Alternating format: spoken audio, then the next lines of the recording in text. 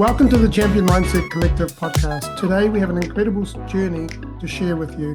I'm your host, Anthony Dahya, and I'm so grateful that you're here listening to this podcast episode, and would love for you to share this podcast episode with your friends and your family and your workmates. If you haven't already done so, please follow this podcast so you don't miss any future episodes, and we can get this podcast out to the wider community. Today, it's my absolute pleasure and privilege to welcome you all to this podcast interview. Today's guest is Travis Lee. Travis Lee is a dynamic entrepreneur, coach, and author who has triumphed over addiction, mental illness, and physical illness to live in alignment with his spiritual purpose. Despite the obstacles faced, he has remained unwaveringly dedicated to his entrepreneurial journey, founding multiple successful ventures and authoring books that inspire resilience and powerful spirit-led leadership. Now he dedicates his life to helping seasoned entrepreneurs break free from overwhelm and mental health struggles, guiding them through becoming confident, purpose-driven leaders whose victories inspire visionaries of tomorrow and empowering them to build enduring legacies. Welcome, Travis, to the Champion Mindset Collective podcast.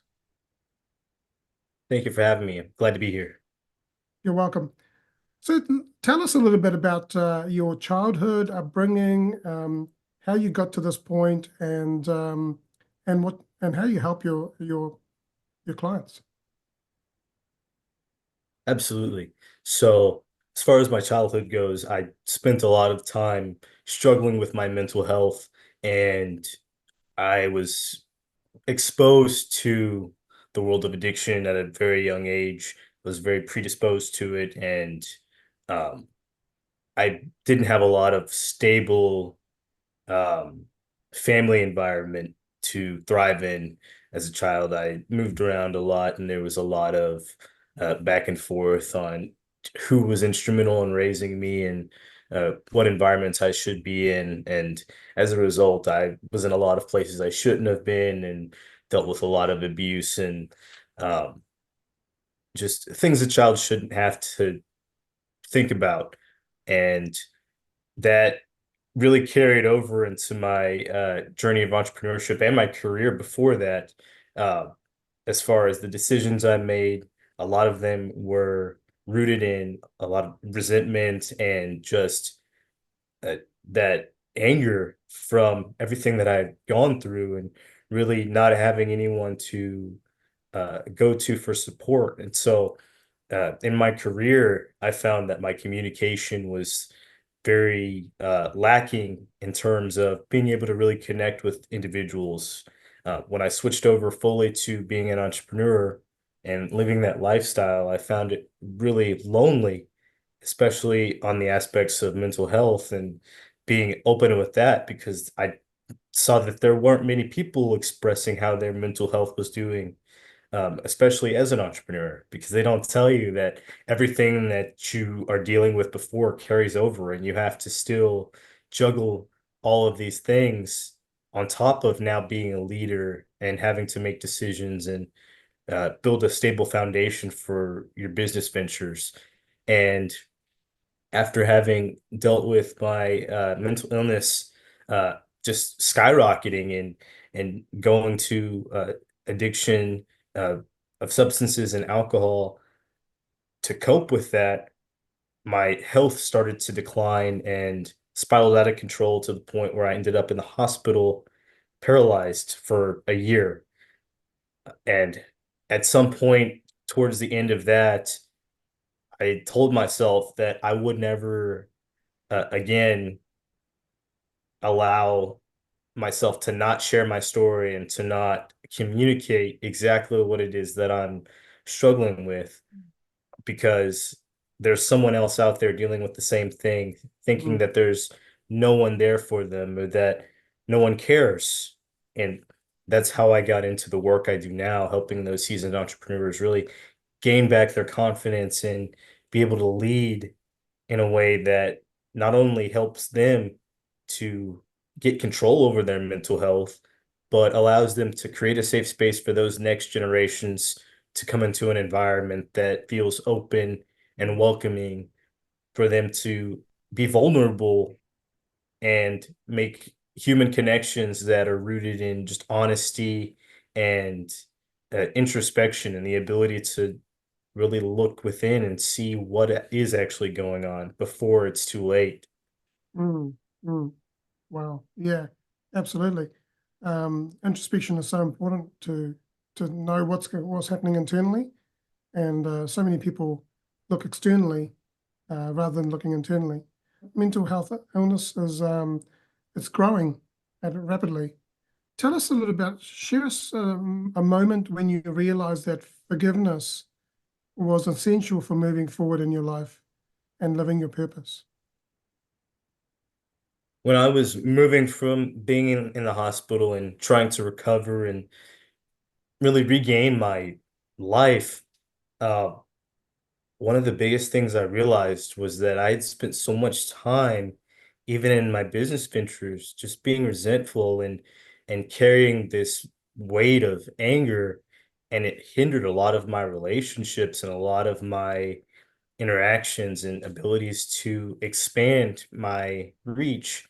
And I found that I really needed to look within and let go of everything that happened in the past and forgive not for everyone else, but for myself to just be able to release everything and not hold on to it uh, Mm, with this grip of just anger and anxiety and really it took over my life, that cloud of resentment. And so to forgive, whether they directly did it or not, because I found myself placing blame on whoever was around because of the mm, things that I saw and the things that happened to me, even if it wasn't directly that person, they were there. And to me, even if I didn't communicate with them, they did something too, because they mm, didn't fix it.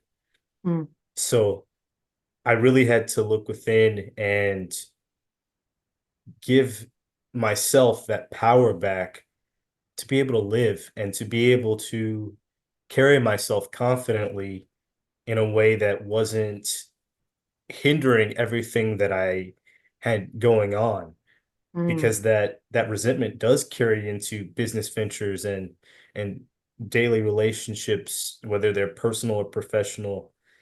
It really brings in this negative energy that even if people can't put words to it, there's just something about you that is off-putting when you're mm. holding on to all of that. And Yeah. so it was really freeing to let that go and to really let people in instead of pushing everyone out because they're going to hurt me or they don't have my best interest in mind. Yeah, absolutely. Yeah, I can relate to that. I've had to do a lot of forgiveness for myself and others to accept what happened in my life and to let go and acknowledge that it happened and then to move forward. Um, so when we were talking about before about your childhood, I mean, that health, was that all the way through your life? What were the milestones within that journey? I would say it was present throughout my entire life, but as I experienced more and as I uh, went through just growing as an adolescent, it really worsened and there was no addressing it. There was no conversations about Mm, how to process certain things that had happened to me or how to communicate properly. So I just closed myself off and became an introvert and really just let everything stay in my little bubble.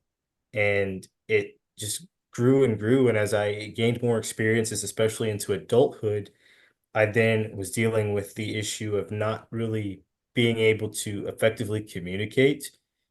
And so instead of working things out and building relationships built on communication, I would just get angry mm, and shut everything out again, mm, as I did it with in my childhood. And it doesn't work that way as an adult. It ends up going way worse. mm, And having that freedom to express myself as an adult that I didn't have as a child, it actually made it worse for me having not dealt with any of that trauma mm, because now I was just angry at everyone and didn't want to be in relationships, and I just didn't want to have anything to do with having friends or uh, really letting people in. And so it really carried over and was something that by the time I started to attack the problem, it made it 10 times worse. mm, yeah. And so family and friends and so extended family, they did they recognize what was going on? Did they offer any help? No, it really wasn't addressed until actually fairly recently, that there was even anything going on. It was Mm, very much just I was quiet enough and uh kind of out of the way enough that I was just invisible for the most part. And mm, so if I didn't say anything, nothing was wrong.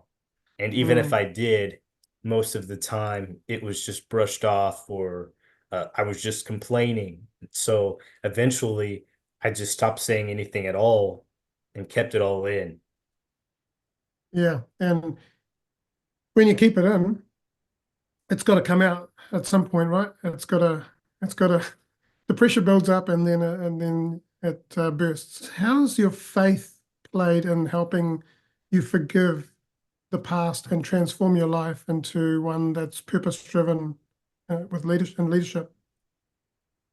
That's a great question. Uh, One of the biggest things my faith has done for me is really allow me to have grace for myself and for other people, and it gave me the ability to really see from other people's perspective and realize that throughout my entire life my faith was always there. I just Hmm, didn't lean on it, and I really didn't I didn't give myself that space to have that positivity and live in that light and that love of just knowing that everything's going to work out the way it needs to if I just believe that there is a positive side and that there's a solution and an answer that I can get to by just having faith and taking action. hmm, And I've I've learned that faith is not really something that you can chase. It's not something you can go and seek. It's all around you. hmm, It's a state of being, and really learning what individual faith looks like is an amazing journey because especially when it becomes part of forgiveness, you have to have faith that that decision is right and that by letting go of that past and that hurt, there's something even better on the other side. yeah, absolutely. Agree. Like I've learned recently that when you try and control and chase, um, things don't happen. But when you let go and you let things just evolve and just unfurl by themselves, then that's when, having that faith that things are going to work out, that that the God and universe has always got your back. Yeah, when you put that faith, it's quite a freeing uh, situation where no longer are you chasing, but you're just being. And as we are human beings, it's about being, right? So, how does the process for forgiving yourself differ from forgiving others? And how has it impacted your entrepreneurial journey? That's a great question. What I've found is that the first step is always forgiving yourself, uh, because if we can look within, it's much easier to look outside of ourselves. And a lot of the times, the way we feel about ourselves will dictate how we treat others. And so, really, a lot of the things that we hold on to, maybe that person has already apologized, or that situation is past and there's nothing you can do about it, mm, but our brain just tells us we have to hold on to this and we can't forget it and we can't let it go. And so it just builds up like a pressure. And so mm, to be able to really let it go within first makes it much easier to go to those individuals or to uh to reach out, even if it's to say, hey, I don't want you in my life anymore. mm, It makes it easier to just open up that olive branch and say, okay, let's address what happened. Here's where I'm coming from. Because if we don't forgive ourselves, it's more difficult to say, I don't know where you were coming from, but whatever you may have been going through, whatever caused you to do this or to be a part of this situation, that's okay. And we can move forward from there. mm, mm. So, No can we worries. discuss the importance of introspection? You talked about that before in your healing process and how it helped you break free from the destructive patterns within your past. Absolutely. So for me, it took a while to constructively look within. Uh, for most of my life, I've looked within and criticized and put myself down. And after having been in the hospital and gone through so many life-changing experiences that I very well could have not lived through, it made me sit back and really reflect on what my life was going to be like looking forward and everything that had led up to that point to make me who I was. And that's really what it was just me realizing that no matter how difficult some of the situations I dealt with were in my past, and no matter how hurtful and destructive they were, I wouldn't be there Mm, to help the next person if it wasn't for that. And I had to realize that the things that I'd been through weren't for me, they were for someone else, and for me to really reach out and help someone else. So I had to then take that information and heal myself mm, through my spiritual journey and through, um, as you said, faith and really being able to look at everything and not necessarily know why it happened, but really be okay with sitting with it and learning from it. mm, That was one of the major parts of my healing journey was to just learn from everything that happened in the past and be able to take something from it and then release all the negativity. And even to this day, I always have to make sure that I'm looking within to check in with myself and really build up a self-awareness of what it is that I need to thrive and what it is that I need mm, to, on a daily basis, continue to be inspired and motivated within, uh, without seeking outside motivation. And that was one of the things that I, especially as an entrepreneur, had to learn was to get inspired from within and to find my purpose and really attach myself to a vision that was bigger than myself mm, so that I could keep pushing forward no matter what. No matter if I woke up that morning and didn't feel like doing anything, or mm, I'm working and working and things aren't lining up, or the clients aren't uh coming. It's just I had to believe within that what I'm doing is valid and what I'm doing is for a reason. mm. And it's a daily process. There's not really an end to it Yeah. because as humans, we're going to have days where we don't feel like doing anything or where we're kind of under the weather. So it's really a growing process as we continue to grow and learn and build relationships.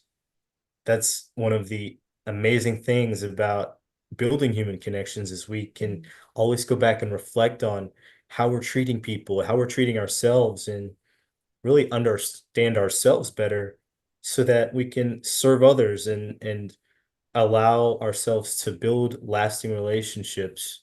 Mm, absolutely, absolutely. And what you said before about really looking internally and seeing what's going on. This early this year, I went through probably about the fourth round of my childhood trauma, where for 12 weeks I sat in my discomfort and really became comfortable with it and did the introspection to see what was coming up. And what I found was a lot of the things that I was projecting out was things that I was struggling with in my own life. And so working through that really helped me uh, release and let go of the things that didn't help me anymore. And so totally agree with you. What advice would you give someone who's struggling to forgive their past, um, especially when it involves like something really deep, like pain and trauma? That's a great question. My biggest piece of advice would be to really look at all of the aspects of your life, whether it's work, relationships, and anything, whether it's the environment you're in, the people that are around you. Look at how those things are being affected. And if there's anything negative in there, anything that seems like it's just not going right, really attach yourself to that and Mm, then look back at that past trauma and those past experiences and see how it could benefit you to let that go. Because oftentimes if you look at what you're struggling with in the present, it'll attach itself to mm, something from the past. It's always rooted from somewhere.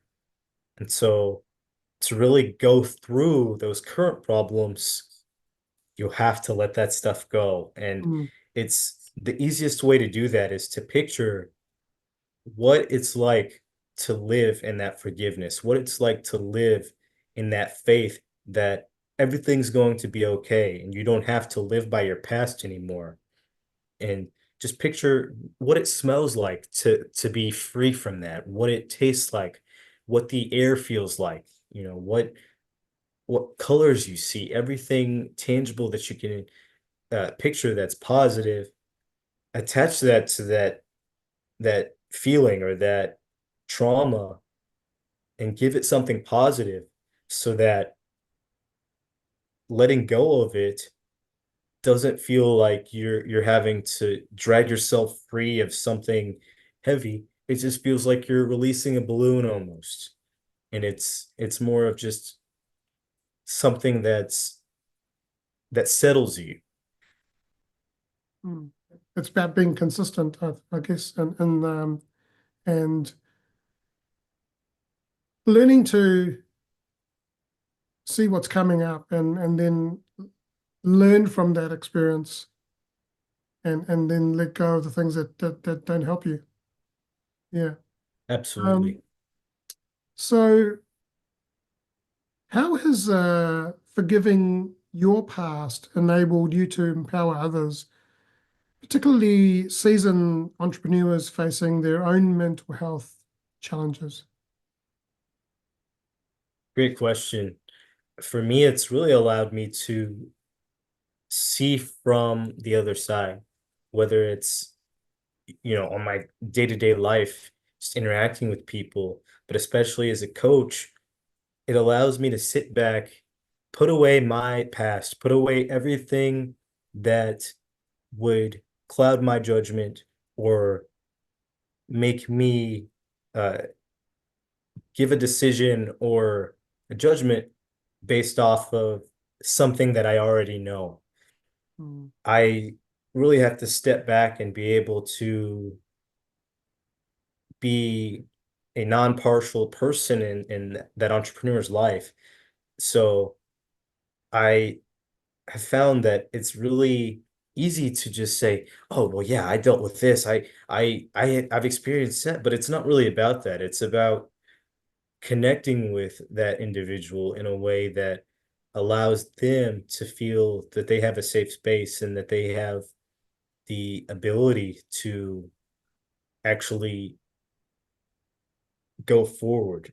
I found mm, that with seasoned entrepreneurs, and why I really enjoy working with the entrepreneurs that have been going at it for a while and now they're having to actually address their mental health, is because you can go so long and make the money that you aim to make, and still all of a sudden everything will come crashing down mm, if you don't address what needs to be addressed. mm, And that's something that we don't plan for. There's no mm, manual that says, hey, take care of your mental health. And it's really easy to just get prideful and say, well, I'm feeling really burnt out. I really don't have any energy, but it's fine. I'll deal with it later. I have a business to run, but it doesn't work that way. We have to address things and we have to allow ourselves that time to heal so that we can serve other people. And that's what I enjoy about that aspect of it, is that I get to pour into someone else and be unselfish and be transparent as well, because I do have to sometimes insert my own story in there as a comparison to um, to try to put words to what they're feeling and try to help pull that out of them and relate. But on the other side of that, that now gives them the tools so that they can go forth and affect someone else.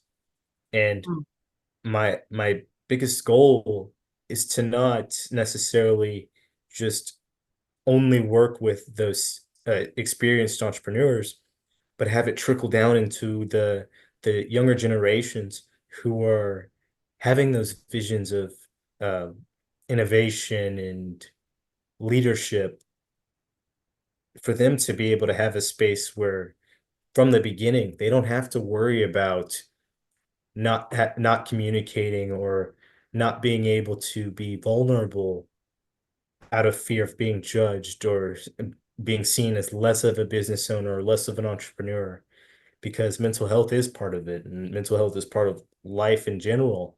And I think it's even more powerful to have individuals who have already gone through it reach out and just offer a hand to those who are just starting out. And that's something mm, I wish I would have had. mm, mm. What kind of entrepreneurs do you work with generally, and what are some simple strategies uh, that you work with them on to help them? So I usually work with more middle-aged entrepreneurs, as well as entrepreneurs in my same age range, a little bit younger, that have been working at it a while, whether Mm, it's they've hit a wall and they're no longer moving forward, or they just have coasted along and made some progress and are looking to move past that, but are hitting roadblocks and finding that they're either burnt out or that they're all of a sudden faced with all of these emotions and uh, mental roadblocks that they didn't think they would ever have to deal with again. And a lot of what I do is just putting the business aside for a little bit and really working on that mindset piece and building up that confidence, building up that leadership, and working on the personal development side of being able to assess emotions and getting people really uh, geared up to not necessarily handle everything themselves, but allow themselves to be vulnerable, whether that mm, looks like figuring out what they need for their mental health or going through exercises of introspection and giving them the tools to be able to go and on their own look through their daily lives and see what it is that's been on their minds that day, what it is that maybe they're struggling with that day, and be able to pinpoint it before it becomes a major problem so that they can communicate efficiently that, hey, I'm struggling, I need help, or that, hey, I just need to take a break for a minute and go recharge, and I'll come right back to what I'm doing. Um, mm, I really like to empower people to have the tools themselves. One of the biggest things I like to teach is mental wealth. And that's to me is really just giving someone the tools to not necessarily have lots of zeros in their bank account or focusing on material things, but focusing on things that you can't necessarily touch, that are stuck with you, no matter if you have $0 or you're the next billionaire, because at the end of the day, that's what matters, and that character and those morals are what guide us through our everyday lives.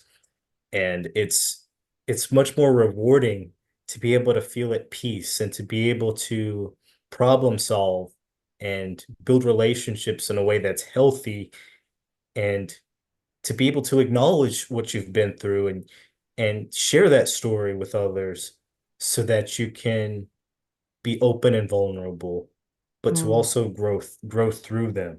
mm, And mm, that's one of the most important things to me, is empowering people to take control of that narrative. And as society would make it negative, give them that power back and say, hey, no, that was positive. That shaped me into what I am today. mm, And that's how I'm able to be successful and be uh, monetarily wealthy as well. Because I think the peace and that love that you feel when you have mental wealth and are able to live in that is so much more valuable than, mm, the clothes you wear, or what you drive, or mm, what house you live in. mm. Do you think that self-compassion, and I'm sure there's other components involved, but do you think self-compassion is one of them? And what else? What other components are there that are of really looking after your mental health? Yes, I think that self-compassion is a big part of it, and Mm, really having grace, because mm, we sometimes show other people more grace than we show ourselves, and we're our toughest critics. We will beat ourselves up more than anyone else, mm, and sometimes we don't even know it. Um, but another part of that is uh the ability to just realize that we have all of the knowledge within ourselves to be successful. mm, We do. And what makes us successful is the fact that no one else, they can imitate, but they can't completely duplicate who we are, what we bring to the table, and how we pour into others. mm, And that's a really important part, especially as an entrepreneur, to realize, is that it doesn't matter how much education you have, what certifications you have, or what your bank account looks like. People value you because of the simple fact that everything that has shaped you up to this point adds value to them and connects with them on a deeper level.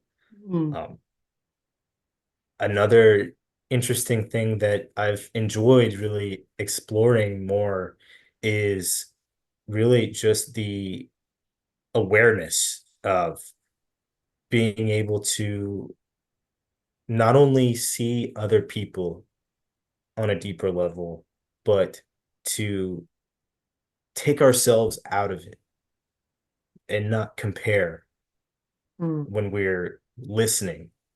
And listening is another really big thing that it's so important, because a lot of us don't know how to listen. And sometimes I'm guilty of this as well.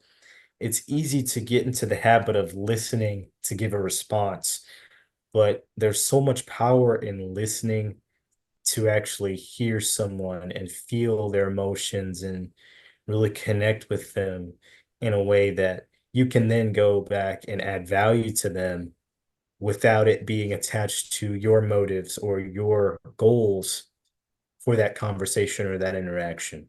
mm, mm. Yeah, that's so true. We often we have a always have an agenda of what we want to talk about, without actually taking the time to listen to others, active listening, right? Um, what I was going to say is that self-worth is probably another component that what you said before is that we don't often give ourselves the time and space to practice self-compassion, but self-worth is probably one that determines that, right? Or governs that. Absolutely. Yeah. Because as you said, with that past trauma, it can be really easy to assign yourself a really low self-worth or not really feel like you have it at all. Mm, And there's no amount of outside force that can give that to you. You really have to discover that yourself. mm, And especially if you don't have someone to guide you through that process and help you process all of the emotions and all of uh the thoughts that will come up during that process, it can feel like you're drowning because mm. now you've dug up all of these things and you have to sit with them. You have to be okay with them. And part of that is just taking a breath and realizing, okay, there's a lot here. I have to start somewhere. Yeah. And you just got to take step by step and work through it. Yeah. So what steps did you take to shift your focus from resentment and self-destruction to building a legacy of resilience and leadership? One of the biggest things that helped me was journaling. So from that moment where I realized that I really needed to change and that I was able to look back and really see how the different events and circumstances shaped who I am now, I just started writing out everything and writing out how I was feeling in every moment, how I processed everything, and whether it was, coloring or drawing or just scribbling out words of just how I felt and what emotions were evoked and how it was attached to my past, I really was able to put some type of order to my emotions. That was the biggest thing for me on a daily basis to be able to heal was to get organized and to put all of these things into a tangible form. That's why I enjoy journaling and I started writing um, and working on my books so that I could have this physical thing that I can look at that reminds me of where I came from, but allows me to move forward. Another one of the things that I've learned is to pick up things from my journey along the way, whether it's negative or positive, but to hold on to things that evoke emotions so that I can be reminded of how that felt and what it was like to be in that moment. And I Mm, can look back in my success and say, yeah, that was really difficult. Or, that really hurt. That didn't feel good. What can I do to not be there again? Or if it was a great moment and I was proud of it, I could go back and say, I need to hold on to that. Whatever I did to get there, I need to keep that really close and be able to build my faith on all of these building blocks that have made me who I am. mm, mm. Totally. Yeah. So, in your experience, how can forgiveness be a powerful tool, um, for leaders who want to inspire the next and guide the next generation? Absolutely. Uh, Forgiveness is such a powerful thing, and that oftentimes us as one would call the victim, we hold the power in that situation because the person that did that thing to us, or the other side, or even the things that we couldn't control, they, in a sense, hold power over us without even trying to, because they may have forgotten about that. they may have moved on and gone through their own healing process, and we're still sitting there holding on to it. And that's where uh, what people would call a generational curse comes from, is holding on to it. And that, especially if it's someone that we grew up with or a family member, they're living their lives. They may be thinking about it and they may be suffering, but at some point they have to sit with that and either change or not change. But us as the next, step in the line, we have a choice to either move through that and change, or continue those same behaviors and not do anything about them and just be bitter and angry and harbor that resentment.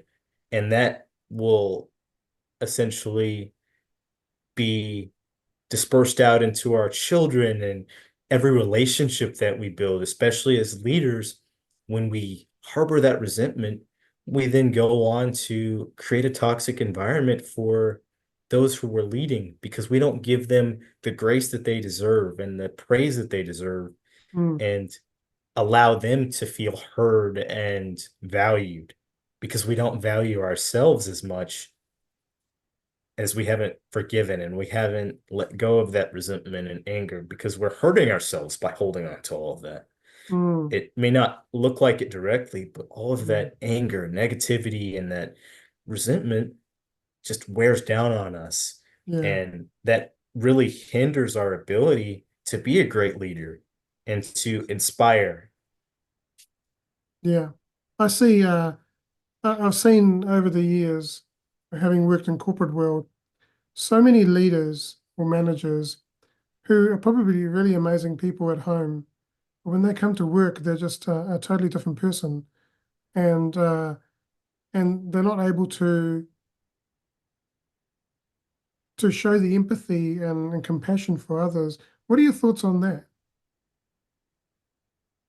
Absolutely, especially in the corporate world, as you said, it's very easy for anyone really, whether they've gone through trauma or not, to kind of get into this world of ego where you're in charge and whether you're wrong or right, what you say goes. And so when you add in trauma and all of those negative emotions, it can really mess up that dynamic, because then it's like you have a pincushion to stick all of those negative things into without even realizing it. And it could be something as simple as you have to evaluate someone's performance, and instead of showing them grace, you just come down on them hard and don't allow them that space to say, yeah, I did mess up there. How can we fix it? Mm, And I think it really wears on patience as well, because when there is that skewed dynamic, there's not really room for error. It's either you do it right or you do it wrong, and that's not how humanity works. mm, And it can really harbor this negative environment where now all of a sudden, if you're that leader that hasn't figured out how to let go and forgive yet, and you're harboring all of these things, now your leadership is not true leadership. It's more of a dictatorship. And now it becomes this toxic environment of, well, everyone resents you. And now that there's no breaking that chain, mm, it's continued, and mm, it's going to leach into that person's life. And now they have to take that home and feel like maybe they're not valued or they're not being heard. And it's a domino effect. It trickles down into their children and their families. And so it really has to be addressed, at the forefront, because even if we're not taking that home, we sometimes have a hard time seeing where we've gone wrong in our communication, and where we've gone wrong with being a leader and being able to say, yeah, I messed up. I'm sorry. And mm, that's a mm, big part of it too, is being apologetic, not just for professional reasons because HR said you have to, but being apologetic because it's the right thing to do, and you would want someone else to show you that grace as well. Mm, absolutely. Yeah. So how do you balance acknowledging your past with living presently in your purpose without letting past experiences define you? Great question. One of the biggest things I practice is gratitude. Mm, Every single day when I wake up, I write at least a page worth of things that I'm grateful for. And throughout the day, as opportunities are opened up to me or things are accomplished, I write that down and I mark it with a date, a time, so that I know what I can go back to and really what led to all of these things that I'm getting to experience.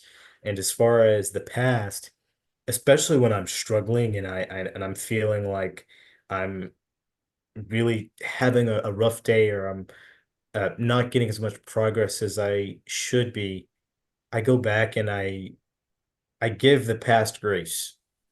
I say, I'm not perfect, and that's okay. This is where I came from, though, and where I'm at today is so much better than that, and so much more uh, peaceful. And I can give myself that space to just feel. And a lot of the times, looking at the past can help me figure out why I'm feeling a certain way or figure out why I'm being hindered or why something is not working. I can go back and say, "Oh, yeah, that's probably what I'm thinking about or what's blocking me here and I need to go back and address this or there's something missing here that I'm not seeing." So a lot of the times, that's why I like to write because I can go back mm, and say, "Ah, yes, that's that feeling that I remember. Now I can go and deal with it." yeah, yeah, yeah. Journaling is amazing and important because you can look back and go, "Hey, look how far I've come," or look what's been going on, and then you kind of see a pattern of things happening, and then you can start to take action towards it. Um, so yeah, it's so important. Last question before we go into the quick fire questions. So, what message do you hope listeners can take away from your story and about the power of forgiveness and living a purpose-driven life? Absolutely. The biggest thing I can say is that everything that you've been through doesn't define you. It's part of who you are. It's woven into the fabric of what makes you an amazing individual, but it doesn't have to be your life. It's not a title stamped onto you. And allow that to be your story. Allow that to be what connects you with others instead of having it be this shameful little secret you keep in. There's Mm, power in just letting that go and saying, "Hey, this is what I went through, but that's what made me who I am, standing here in front of you today, being able to connect with you." And as far as being able to move forward and really grow through that, just being able to say, "You know what? I can take this and turn it into something amazing. mm, So can you." mm, yeah, It's really just taking back that narrative and not giving the negativity power, but really just using that as fuel to move forward and to keep mm, going no matter what. Because if you can survive all of the things you've been through and still thrive and still impact others, it makes it so much more powerful of a connection. yeah, yeah, absolutely, totally agree. We're in the section now. We're going to have 5 questions that I ask everyone, and the first question is, how do you define success, and has that definition changed for you over time? I would define success as being able to have peace and joy with every aspect of life. Not necessarily having it be perfect, but really being able to look at relationships and the physical environment and spiritual environment, as well as all of the tangible things and be at peace, not necessarily chasing after more and more and more, but just being appreciative and grateful for where you're at and being able to feel safe and present in that moment.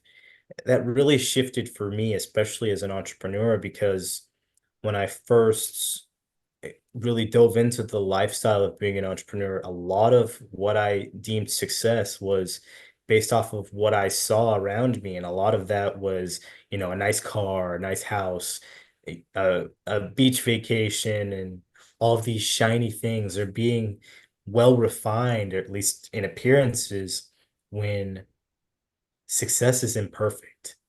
Mm, And the more chaotic you build it, the more beautiful of an experience that it is in the long run. yeah. And it's the journey, right, that we've got to enjoy to get to that destination. So, who has been your greatest inspiration and why? That's an interesting question that I've had quite a bit of time to think about. I would say my younger self that Mm, couldn't necessarily speak up, couldn't necessarily put words to emotions, but something about that young man knew that I just have to keep going. I mm, had my days where I didn't want to keep going, but for some reason I would push through and push through. And I didn't really have the words to express anything that I was going through or even tell anyone. Um, I didn't have the courage to, but something just, even if I didn't name it as faith, kept pushing me forward. And mm, I really look up to the resilience that I had as a young child, because that's something that we underappreciate a lot, is mm, how much we really go through and how much we're able to actually survive as a young child, not having that vocabulary to express ourselves, and really the emotional awareness and intelligence to be able to process. yeah, yeah, absolutely. What is something that you believe in that others might disagree with? I believe in uh, really no matter what someone else believes in, or how they live their lives, or how they carry themselves, I just believe in really giving people grace, Mm, especially after struggling with addiction and mental illness. I found myself being alienated from a lot of circles because I was being judged, but I found that really no matter what someone's lifestyle is, or how much money they make, or what they struggle with, they're human. And at the end of the day, the only thing that's going to drive us forward is really embracing each other and allowing love to lead every interaction, whether we're having a bad day or not, or whether we agree or not, because you never know what kind of impact you can have on that person, or if you're going to see that person again. mm, mm. If you were to go back and give your younger self one piece of advice, what would it be? I would tell my younger self to just keep holding on. There is a light at the end of the tunnel. There's brighter days coming. And as difficult as this may seem, as lonely as this may seem, everything that you're going through is going to empower you in the future to do something impactful and have an effect that's positive on so many more people than you. It's not just you, and you're not alone. Mm, absolutely. We're a collective, right? Exactly. Yeah. Last question. What is one message that you'd like to share with the world? One message I'd like to share is embrace the power of being vulnerable. Oftentimes, being vulnerable is something that's seen as negative, or that you wouldn't want to have. But when we're able to effectively uh, express vulnerability in all of our relationships and in everything that we put out into the world. It allows people to have a better understanding of where we're coming from, and it allows people to connect with us even before we ever speak or before we ever connect with them. They can sense how we carry ourselves and how we approach things just by observing, because our values speak in our actions as well.